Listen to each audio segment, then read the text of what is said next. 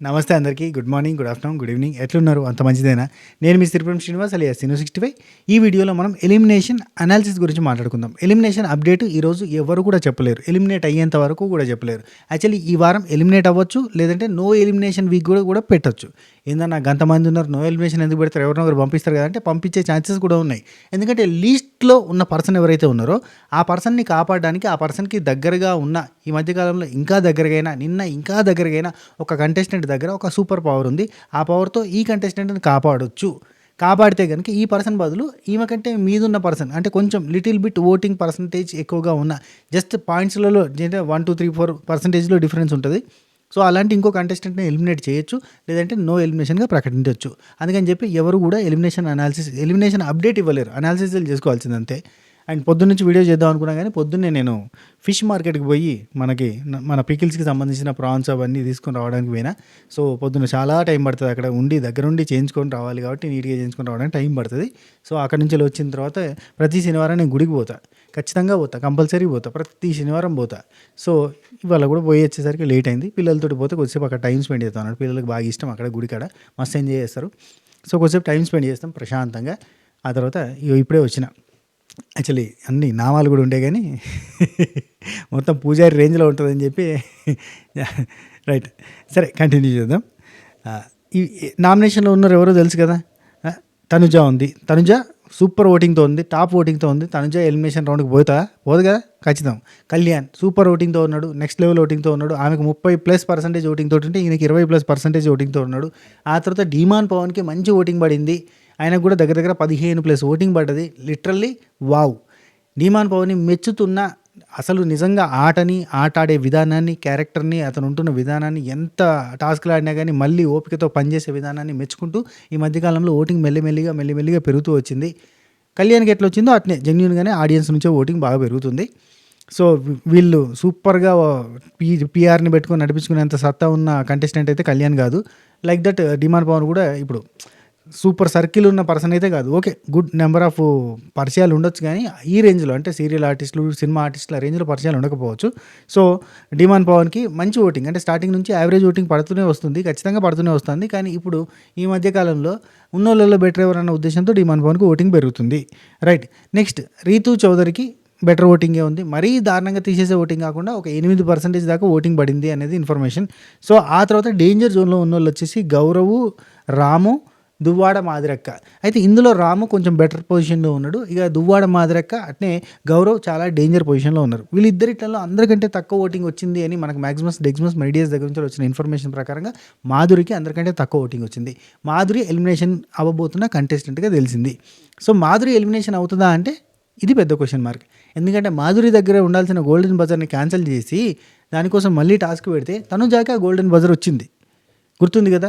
సంచాలకుగా మాదిరక్క చేసింది, తనుజాకి golden buzzer వచ్చింది. కానీ ఆ టాస్క్లో పజిల్ చేయరా అంటే ఇట్లా పడుకోబెట్టింది, ఇట్లా మీదికి నిలబెట్టింది. గుర్తుంది కదా, స్లోప్ పెట్టింది. సో, ఆ పజిల్ చక్కగా చేయకపోయినా సంచాలక పర్మిషన్ ఇవ్వడంతో ఆ రోజు తనుజాకి గోల్డెన్ బజర్ వచ్చింది.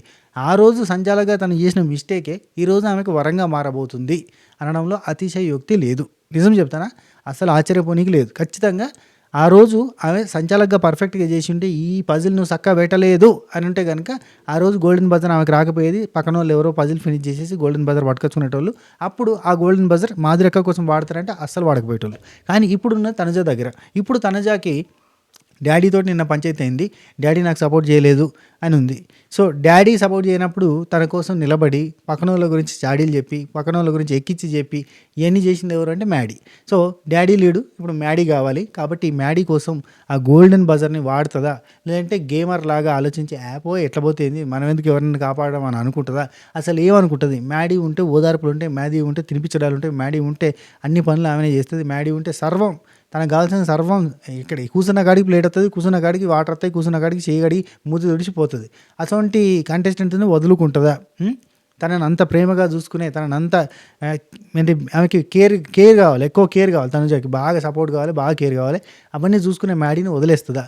వదలదు అని నేను అనుకుంటున్నా. ఒకవేళ వదిలితే Madhuri eliminated from the Bigg Boss season 9 house అని గట్టిగా చెప్పుకోవచ్చు. లేదు, వదలలేదు అంటే కనుక మాధురికి ఆ గోల్డెన్ బజర్ని వాడి తనని సేవ్ చేస్తే, బిగ్ బాస్ ఆ ఆప్షన్ ఇస్తే, అది కూడా బిగ్ బాస్ ఆ ఆప్షన్ ఇస్తే తనని సేవ్ చేస్తే కనుక తను సేవ్ అయ్యి గౌరవ్ ఎలిమినేట్ అయ్యే ఛాన్స్ ఉంది. గౌరవ్ ఎలిమినేట్ కంపల్సరీ అవుతాడా అంటే చెప్పలేం. బిగ్ బాస్ మామ వద్దులే ఇప్పుడు విడిచిపెడదాం అని అనుకుంటే కనుక ఎలిమినేషన్ ఉండకపోవచ్చు. నో ఎలిమినేషన్ పెట్టేస్తాడు. లేదు గౌరవ్ ఎలిమినేట్ అయినా పర్లేదు, మాకు ఎవరో ఒకరు ఎలిమినేట్ అని కావాలి, ఎందుకంటే చాలామంది ఉన్నారు లోపల కంటెస్టెంట్స్, ఇప్పటికే చిందరవందర గందరగోళంగా ఉంది, లేదు తీసేయాలి అనుకుంటే కనుక తీసేయచ్చు కూడా.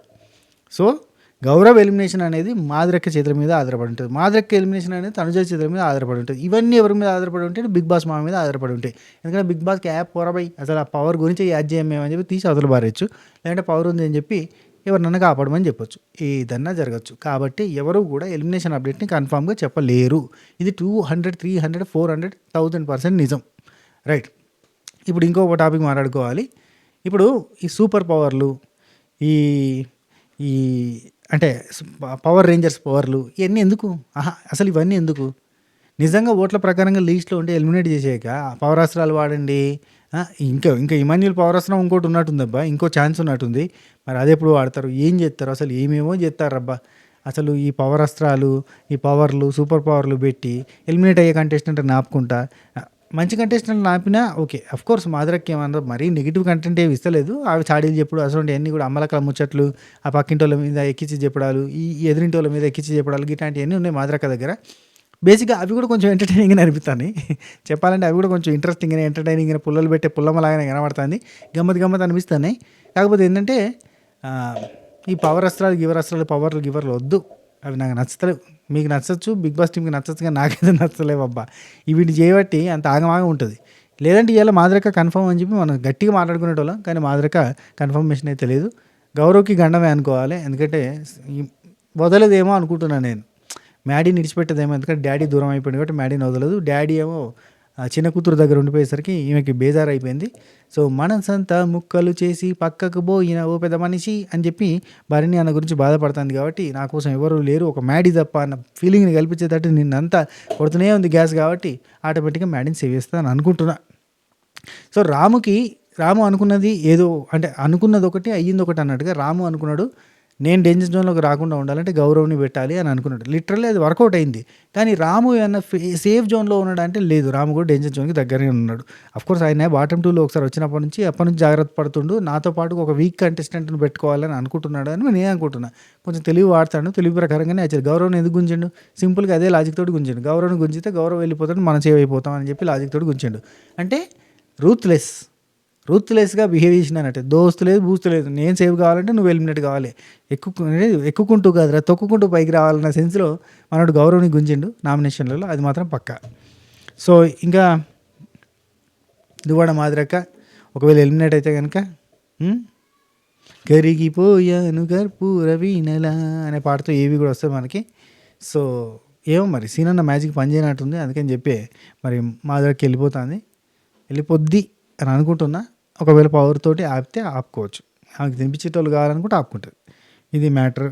మీరేమంటారు, ఎవరు వెళ్ళిపోతే బెటర్, గౌరవ లేదంటే మాదిరక్కన? మీ చాయిస్ ఏంటిది? ఒకవేళ మీకే ఆప్షన్ ఇస్తే ఎవరిని చాయిస్గా పెట్టుకుంటారు అనేది కింద కామెంట్ చేయండి. మనకేం చాయిస్లు ఇస్తారు? మన చాయిస్ తీసుకున్నా కానీ మన చాయిస్ ఎవరు పట్టించుకోడు, మళ్ళీ మనకేం చాయిస్లు ఇస్తారులే అని అనుకుంటారా?